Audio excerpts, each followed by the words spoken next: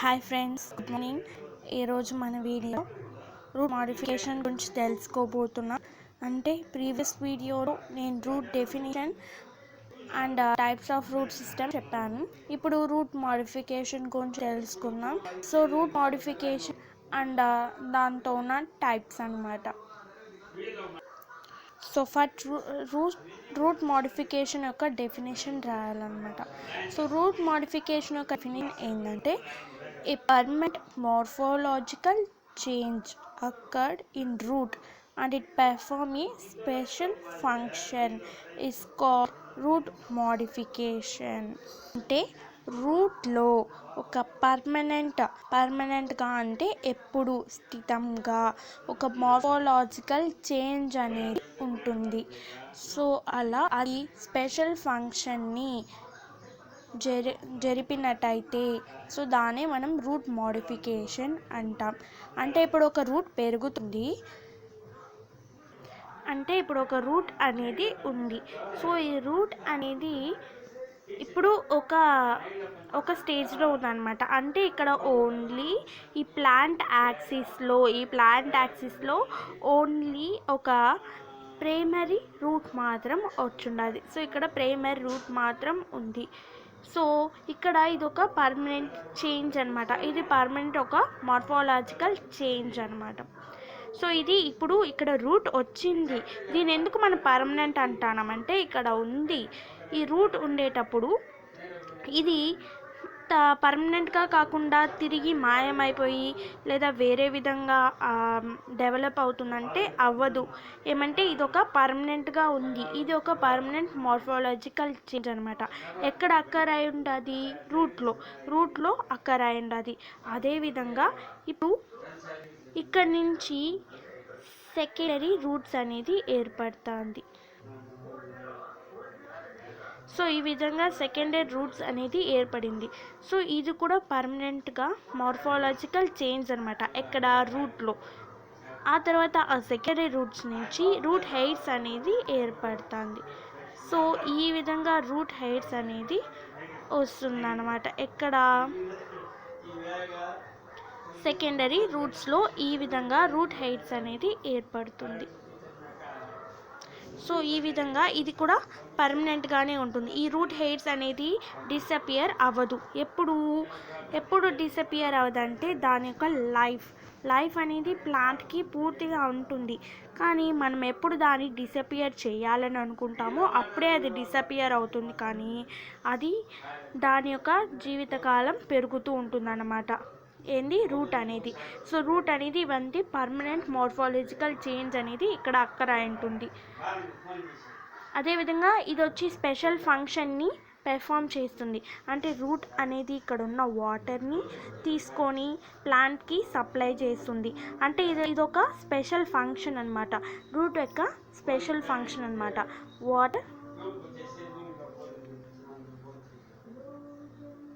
Water supply అనేది route యొక్క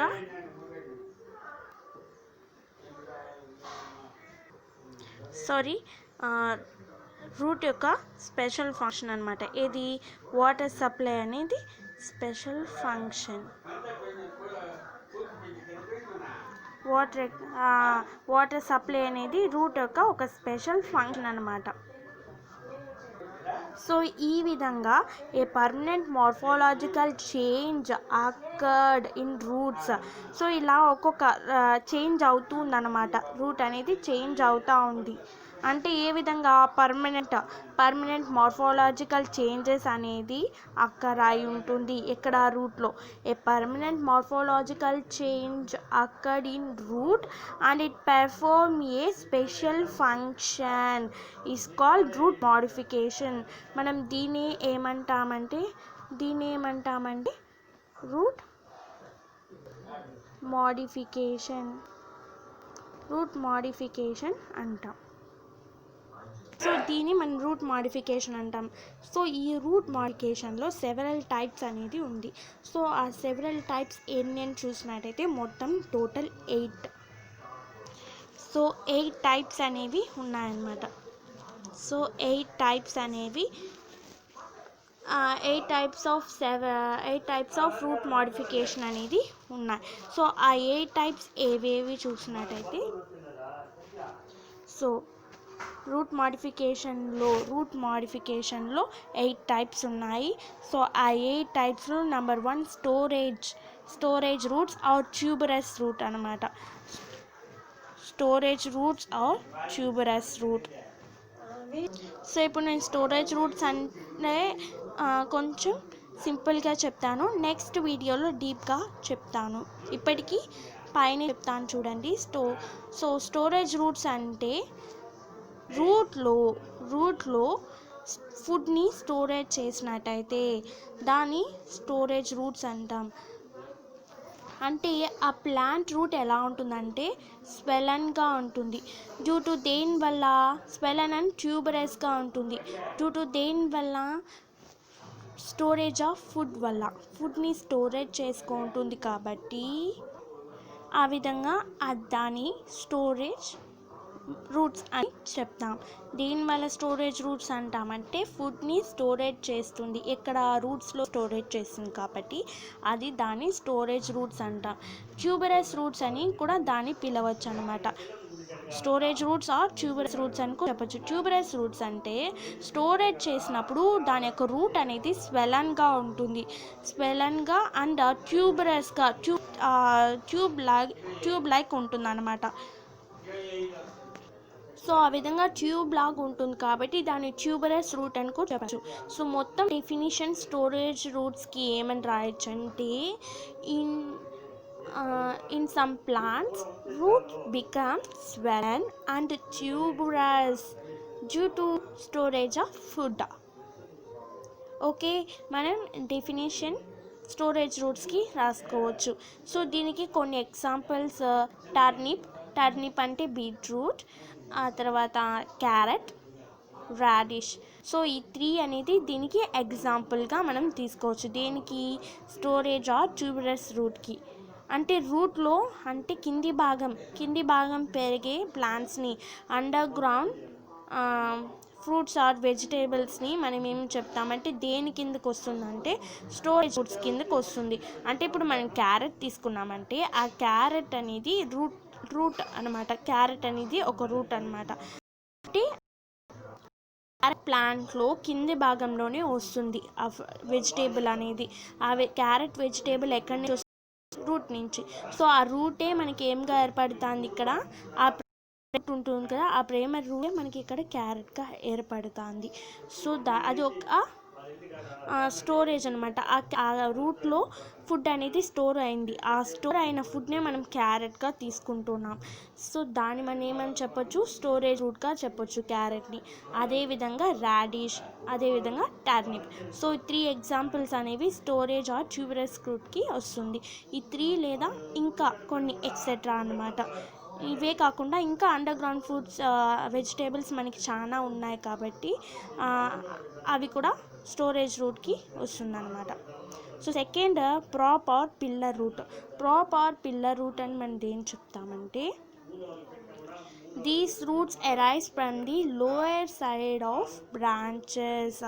so దీనికి మాత్రం నేను పిక్చర్స్ ఇస్తాను చూడండి. సో దీన్ని మనము prop roots or pillar roots అంటాం. సో దీన్ని prop roots or pillar roots అంటాం.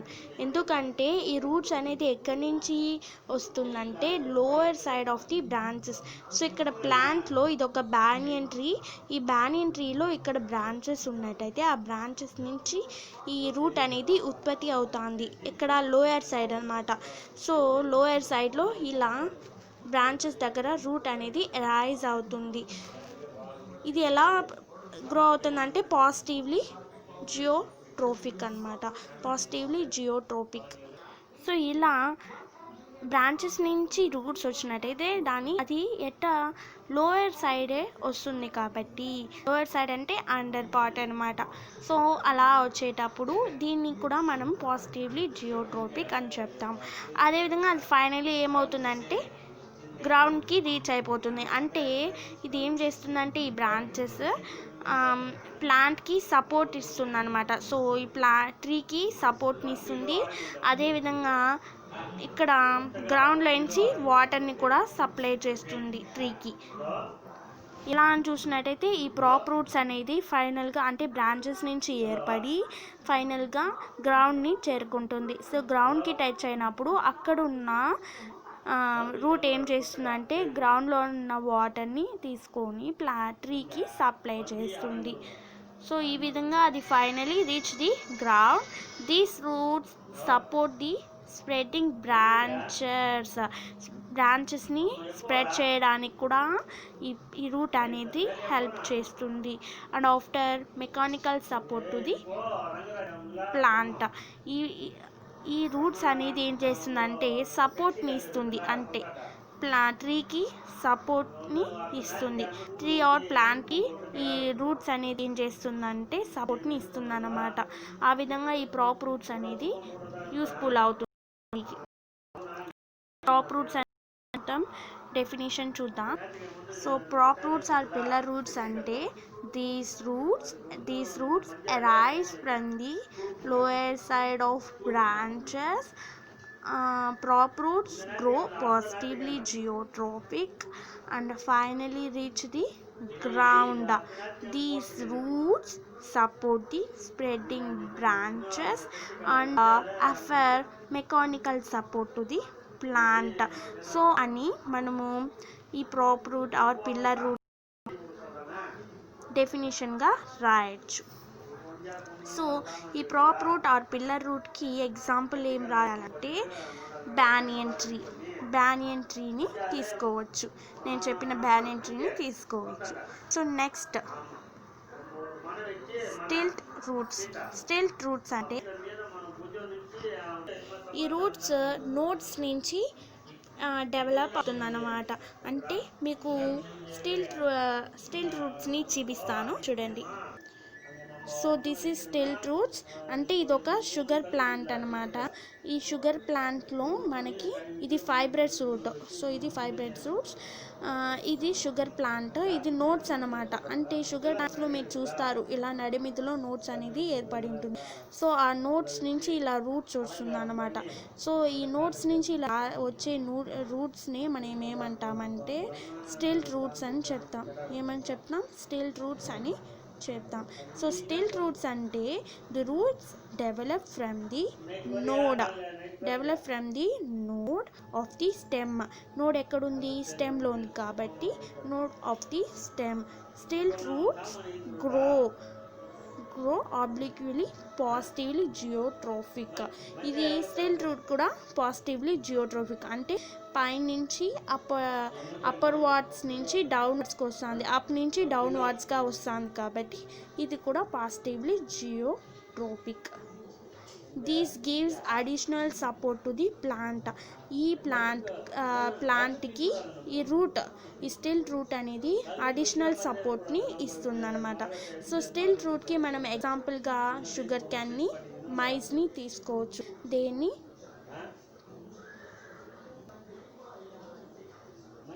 Sugar క్యాన్ని and